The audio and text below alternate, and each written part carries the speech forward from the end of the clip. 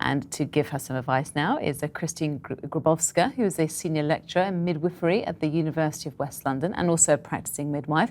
We're also joined tonight by Belinda Phipps, who is the Chief Executive of NCT, that of course is the National Childbirth Trust. Ladies, thank you both for joining me tonight. Christine, let's start with you. I mean, so labour can be 6 hours or 36 hours. There's no guessing how long this is going to be for her, is there? It's quite normal, actually, for labour to be more than a day. And when people go into hospital early in labour, then we've got them walking around, we've got them eating and drinking, and there's no need for them to be confined to one place, and they're supported well by midwives. So it would be quite normal for labour to go on for more than 24 hours.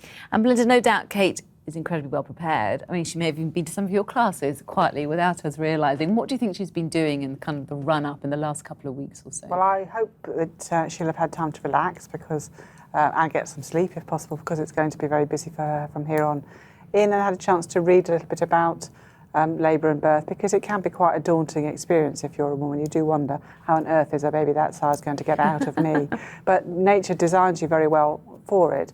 I hope Kate will have read about being upright when she's in labour. It really helps if you stay on your feet or on your knees and you're leaning forward. That makes your contractions work better, and it's really going to help her if she's with somebody, a midwife that she knows and has met before her labour started, so she's got someone she trusts with her. Well, she's got a fantastic team, as you would imagine, the best team in the land, Christine. But I suppose it doesn't matter how many great people you've got by your bedside, it's really between you, the baby, and Mother Nature. Absolutely, and as long as Kate's intimate and private, and she's supported by some amazing people who she does know, like Belinda said, then you know what, labour will be very straightforward. Hormones will work to their optimum, and she'll produce a beautiful baby. She really will. Well, looking at both of them, it's not going to be a bad looker, is it? And of course, she's young, she's fit, she's healthy. Exactly. It's been very hot, though, hasn't it? That must have been pretty... I said one of my friends has just given birth. It's incredibly uncomfortable for her. It has been hot, but I think she'll probably be somewhere a lot cooler now. It's a very good point. And it's incredible, isn't it? 'Cause it's a very private, intimate moment for them, starting their family, and yet look outside, and the whole world is watching. Will that make, I mean, how do they get that mix right? And will that potentially make her feel a bit uncomfortable, do you think, I'm Christine? very pleased to see that there's been no communication with her all day, actually, in that we want her to be in a darkened room, in a quiet place, so that she's undisturbed. Labour that's undisturbed progresses extremely well.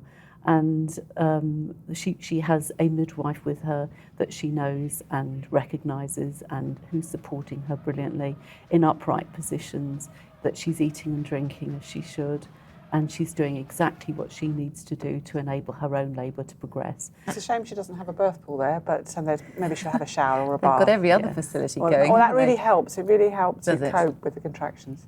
And if all going well, she'll be home quite soon. What do you think, Belinda? Well, if she has a straightforward birth, and there's no reason for her not to, and she spends some time with her baby, mums often feel really quite well within 2 hours of giving birth, and quite able to get up and go home within 6 if they've had a straightforward birth. It's not like if you've had an operative birth. And that's when the hard work begins. So just briefly from both of you, what advice would you give her, if she's watching perhaps, about the week ahead? Because that's going to be the testing time, isn't it? Let's start with you. Yes, Christine. I think sleep would be the number one factor. So to get enough of it, and in fact, sleep will be intermittent. She'll need skin to skin with her baby. She'll need to get the baby to nuzzle in, get used to her feeding starting and going on with the breastfeeding. Be fantastic. And Belinda, what advice would you give her? Take all the help you can get. Now, she's in a very lucky position where there'll be lots of help. But for every new mum, if somebody offers to do the ironing, do the washing up, make you a cup of tea, take that offer. So Kate, don't do the ironing. That's your major advice. Ladies, thank you very much for joining us tonight.